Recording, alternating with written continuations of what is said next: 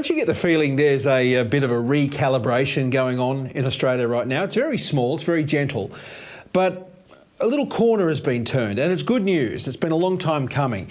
The agenda of the radical left is now so clear, so plain to see, that a regular man and woman can now just see it coming. And of course, it'll take a while for many of the lemmings in the media to actually get it and catch on. But Australians are waking up. I mean, we talked about the strong showing of the no vote. It tells you that people can see past the camouflage of sort of nice gestures out there and find the heart of an issue and rule it out, as they did en masse. But then there's a sense I'm getting that the other great big lie is untangling fast. Careful weaving of climate change together with politics, with nice feelings and pretty pictures and extra taxes is being summed up in reality of the shocking power and gas bills that we get. People are angry and they're broke. And I dare say a little frightened when you get the Alinta energy bill and you open it up as we do and you go, oh, here we go. What is that? People are not going to cop crap when they can barely survive. It doesn't mean the battle is won, far from it, but it does mean we are turning a bit of a corner here. I want to show you something. This is some polling from the very left-leaning union strategy machine called Essential Media. They're an organisation that advises the union movement, the Labor Party on a whole lot of things. And they constantly run social polling that flows into the hearts and minds of senior figures in the Labor Party. And don't think for a matter that this is just another poll. These are the sort of people who help put policy together. And I think what this polling is going to show is that Australians are waking up. Have a look. After more than a decade of paying far too much for anything, suddenly we get a poll that says, do you support nuclear power? Guess what? The trend is yes. 50% of people in that poll, the top line, support the idea or don't really care.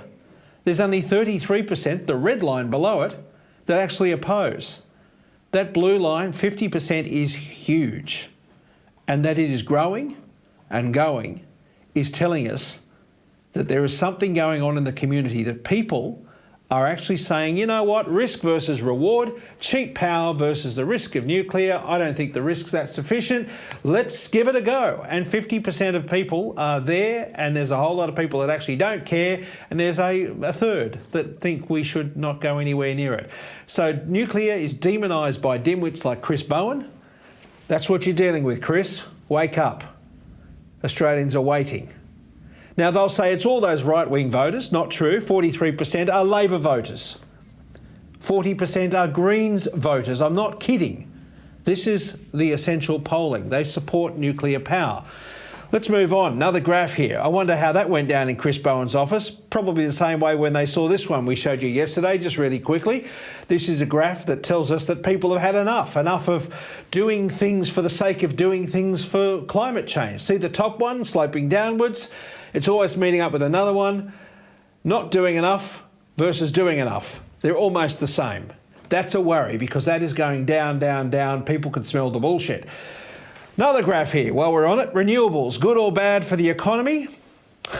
Well, I won't show you the stats. It's too complicated. It's straight out. There's 70% of people said they were worried that moving to windmills and solar would be at the expense of their quality of life. That's huge. It's only 10% of people that say, I want this thing. So the game is up. The logic, it just doesn't work for people. The money actually does. And I've said it many times over the last few weeks, the socialist left mantra has passed its high point.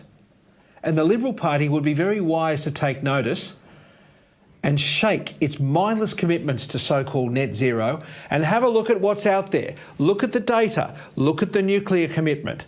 Look at what people are saying and what they're paying.